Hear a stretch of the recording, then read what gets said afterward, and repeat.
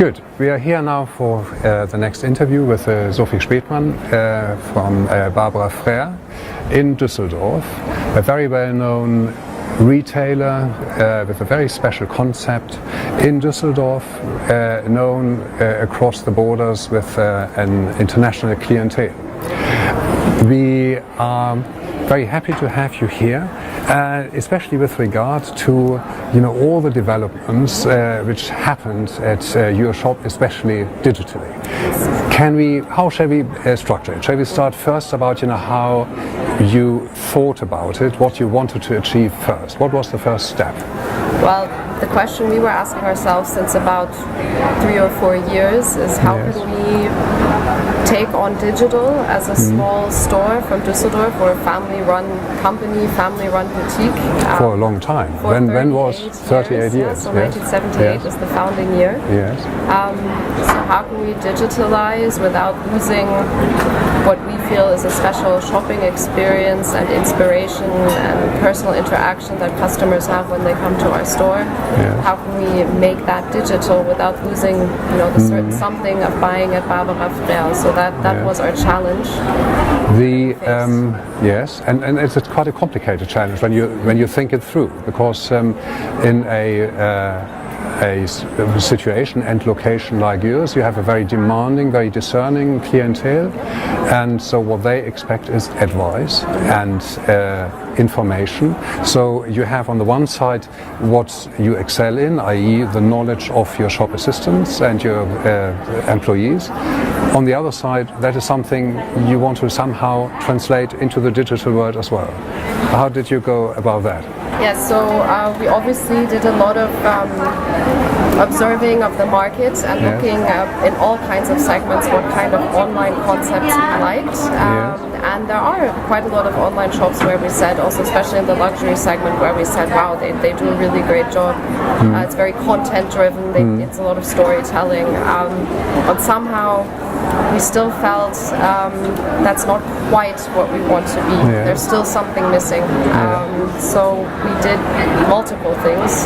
First we said, the first time the customer visits us online, if he doesn't know our shop yet, he should get an immediate impression of what we stand for and what our values are, and feel inspired to shop. And so when you land on our new site, it's actually a magazine on the front, and readers can just browse through different articles where we edit the nicest collections, the nicest brands, or we tell the stories behind the brands, or we do insider interviews, by the way, as well, from the industry. And go ahead. And that is something you do internally, with your team, because again, filling these pages and putting in the right products, putting in the right text, which explains the product. It's lots of work, isn't it? It is lots of work, and we started basically article by article. So what we first did is found an agency which understood us design-wise, how we wanted to look completely different when you land on our page. We don't want it to look like a normal online shop. We wanted really to have the feeling of a magazine, something very high-end and special and unique. So that was the first step, and now for each category in the magazine we have different writers that are helping us, some freelance, some full-time. We have people taking pictures, but we've built everything up in our own office, so it's more like it's everything at the same time. We have photo studio, we have writers. And a very important aspect, I guess, is the relationship, obviously, between the person who is interested in buying these products, the shopper, and your staff. And you somehow manage to even in the digital world to create a digital tool, so to speak, which you use in order to allow shoppers, customers to actually go on your website and talk to your staff. How does that work? Because it appeared to be, in a way, when I looked at it, quite straightforward then. But I thought, why didn't anybody else think of that? Well, that's basically what happened, is we said, exactly as you said, why can't we just digitally offer our personal advice? Why is that? Why shouldn't that be possible? And immediately we thought of something like FaceTime or Skype, where you're just talking to a person by video chat. I mean, that's not rocket science.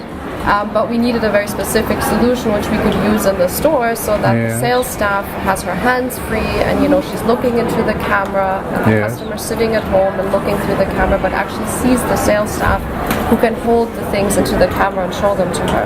And then we realized, well, there's actually nothing in terms of software and hardware to combine technology, like a full solution that's plug and play. So we developed that ourselves. And we call it Lisa, the live shopping assistant. It's a mobile technology carrier, if you will, and she sits in the store, and when a sales assistant has such a live shopping session with a customer, she can take her on the wheels, and she can position her where she needs the customer or what the customer wants to see, and then she can hold the dresses or the shoes or whatever into the camera. Did you have lots of test runs before you actually went live? Very many, and even now, to be honest, we are live, but we're still very careful in terms of marketing and communication, because we're so small, and because this, for some reason, in terms of the service, is relatively new.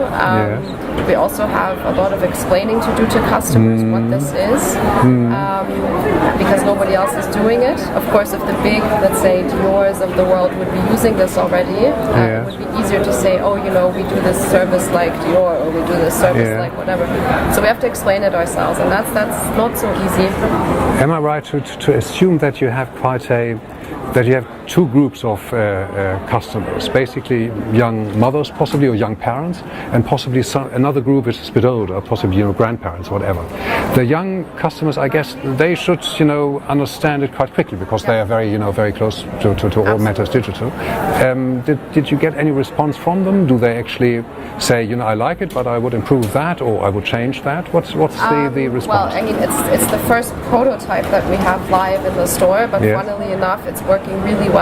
She could be prettier, the hardware, so that's our next step, better product design. But in terms of the customer experience, it's really good already, and the feedback when the customer first looks through the camera into our store, so customer sitting at home on her couch or whatever, and the live session pops up, it's really easy. She doesn't need to download anything, she just clicks on the link and it opens in her screen. The first reaction is usually like, wow, because the quality of the picture is really good. We put a lot of effort into making sure that it's as real as possible. So also if you compare it to FaceTime or Skype, the quality of the picture is much, much better. And that's really important, isn't it? If you want to show a dress which has something sewn on, embroidery or what have you, you need fantastic camera quality. And you have a special room how does it work? Does a customer have to call you first or send you an email in order to set up an appointment? Because you need to, I guess, collect some items that this customer might be interested in because it might be spread across the whole shop. How do you go about that? So we do it out of the shop. That's right. So the customer really is visiting the real boutique on Königsallee in Düsseldorf. It's quite simple for the customer. She or he can book a session online. So there's an appointment tool or a calendar tool, and then she can say Saturday at 5. And if she wants, she can also say, I'm looking specifically for a dress for a special occasion. But usually that's not necessary, because as soon as you see the customer and talk to them live, it takes you a few seconds to establish and introduce yourself, and then it's just like the customers in the store. It's just like any customer coming in telling you, I'm looking for this or this or this. And that's it. So she books online. In terms of preparation, all we have to do is make sure that everything is charged fully. That's pretty much it. And it's the simple things which tend to go wrong. But exactly. So that usually works. And then the sales staff or myself, whoever's doing the session, will put on a headset, and that's it. Then you start, and then you have on the tablet, on the Lisa, on the figure, you can see the customer can see you, and then you just start, and like any normal sales conversation. We've talked before briefly about the situation of retail generally, let's say in Europe, but in Germany, in most countries, because of the online competition and the convenience of online shopping. This might be a tool for retailers in different regions who specialize on different products to actually try and keep a close connection to their customers and make it a living connection, and therefore be quite apart from the very factual online world where you can only choose and pick and choose and that's it. Whereas there, this is a very personal touch, which might fit really the retail system anyway, because that is what retail is good at, or should be good at. Knowing about the product and the background, the material, etc., the cuts. So, do you think that's something other shops might pick up sometime? Well, we developed it for ourselves because we wanted to stay in touch with our customers. Yes. And what has happened is that we've been approached now by other retailers, and also by, let's say, the retail industry in general, and the German Handelsverband, Einzelhandelsverband, for example. And faster than we realized we had developed something which, like you said, could be a solution to a problem that many retailers with physical shops have, that would like to keep this personal connection to their customers. They want to digitalize, but they don't want to build up an entire online shop, which is, depending on how you do it, but it can also be more anonymous. And also in terms of skills, what they have to build an online shop, the capacity, the resources they'd have to build up are quite big, and it's not where they come from necessarily. And this basically, if you put the Lisa in your store, you just plug it in and you can start talking to your customers live anywhere in the world. And so then we realized, yes, that might actually be a solution for other retailers.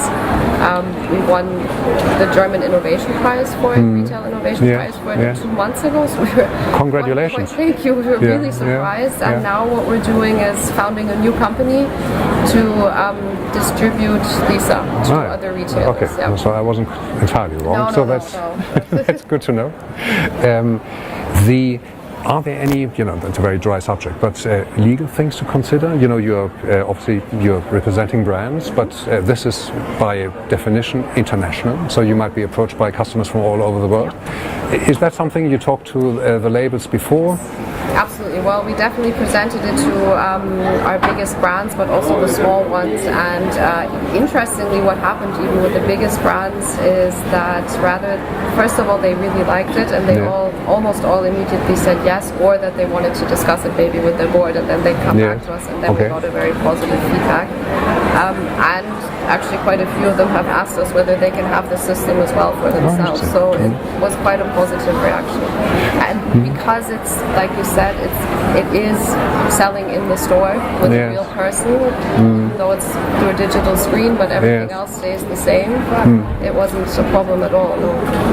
And so if I walk past your shop in Düsseldorf, in Western Germany, do I then see a big sign, this is Lisa, come in and make an acquaintance? Actually funny, because when she's in use, so when someone's actually selling, through this live video shopping tool, customers will come in and they will look. And the funny thing is, because the screen is relatively big, customers immediately understand what's happening. I mean, everybody knows FaceTime or whatever, almost everyone, but they understand what's happening, and then they can choose themselves whether or not they want to go into the camera picture or not, because they see what's what the customer it's obvious. sees. And we haven't had any complaints whatsoever. If a customer doesn't want to be seen, then he'll ask the sales assistant, could you go grab that sweater for me? I don't want to be in the camera or whatever. Most people actually take videos or take pictures because they've never seen anything like it before.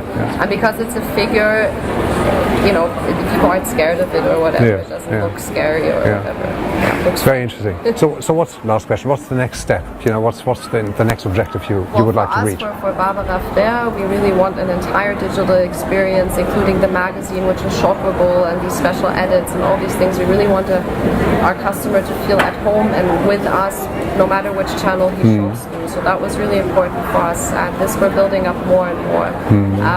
And yes, the next step for the live shopping is to find retail partners who want to test this, who want to be innovative, who want to offer this to their customers as well. So you're branching out. You are not really a retailer, but you're adding a service. But we have, to be fair, we developed it together with a partner in Cologne, a software partner, and we're founding this new company together, and we're putting an own team into that company, because for us as a family business, we don't want to lose focus from our family business and where we come from and children's fashion, which we stand for. So that's always going to be our first priority. And this new chance that has developed is a fantastic chance, and we need to see how we build a team around it. Yeah. Wonderful.